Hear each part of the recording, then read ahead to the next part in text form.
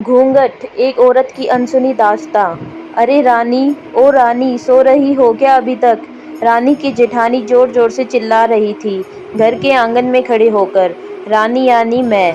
तभी मैं भागती हुई अपने कमरे से निकली और बोली, दीदी आ गई मैं। जेठानी बोली, रानी तुम्हारा नाम रानी है, तुम रानी नहीं हो। मैंने तुम्हें रात में ही समझाया था कि सुबह को जल्दी उठकर जाना, तुम्हारी मुंह दिखाई की रस्म है। मैंने बोला कि दीदी रात को नींद ही नहीं आई, जगह नहीं है और मन में थोड़ा दर्द था कि सुबह आंख नहीं खुली तो। रजनी दीदी हंसती हुई बोली, रानी मेरी प्यारी देवरानी, जल्दी से घूंघट कर लो, अगर माँ जी आ गई तो हंगामा हो जाएगा।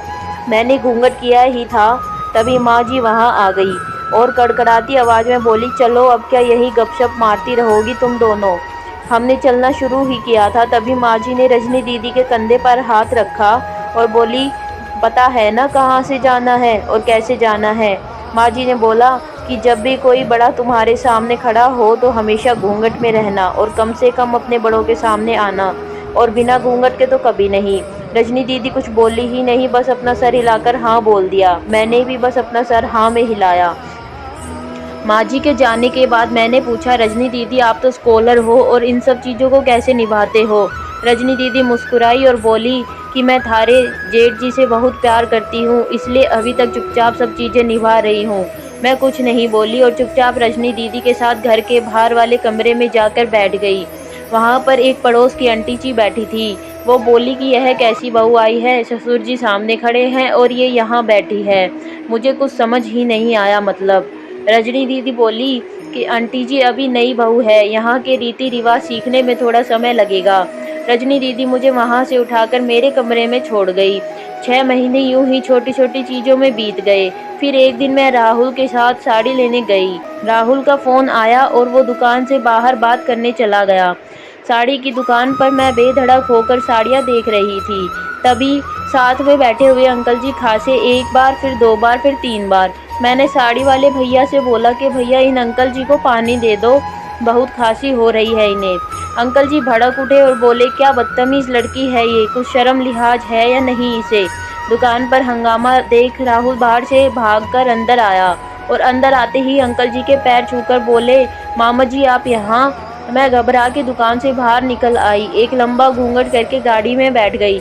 राहुल बाहर आया और गाड़ी में बैठकर गाड़ी बहुत तेज चलाने लगा। मैंने धीमी आवाज़ में बोला, गाड़ी बहुत तेज चला रहे हो, कहीं एक्सीडेंट ना हो जाए। हम घर पहुँचे ही थे तभी माँ जी जोर जोर से चिल्लाते हुए बाहर आई, देखो आ गई ये रानी साहिबा, खानदान की इज्जत मिट्टी में मिलाकर। तभी रजनी दीदी आई और बोली, माँ जी मेरी शादी को 6 साल हो गए हैं, मैं अभी तक मामा जी को नहीं जानती, तो ये कैसे जानेगी। माँ जी जोर से चिल्लाई, देखो कैसे चपड़ चपड़ जवान चल रही है इस रजनी की।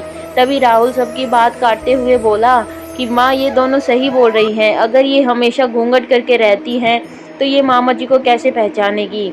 और माँ आज मामा जी के फ़ोन पर तुमने पूरे घर की शांति को भंग कर दिया है।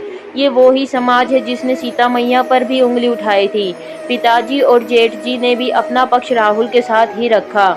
माँ जी थोड़ी देर सोचने के बाद वापस रजनी दीदी और मेरे पास आई और बोली कि तुम दोनों को अपनी मर्यादा पता है, मुझे उम्मीद है कि तुम कभी भी मेरा सिर शर्म से नीचे नहीं झुकने दोगी। हम एक ही परिवार के सदस्य हैं, हम हमेशा साथ रहना है, अच्छा वक्त हो या बुरा वक्त, हर सदस्य को अपनी मर्यादा पता है। माँ जी ने मुझे और रजनी दीदी को गले लगा लिया। दोस्तों अगर आपको हमारी ये कहानी पसंद आई हो तो चैनल को सब्सक्राइब करके वीडियो को लाइक ज़रूर कर दीजिएगा। Thank you for watching.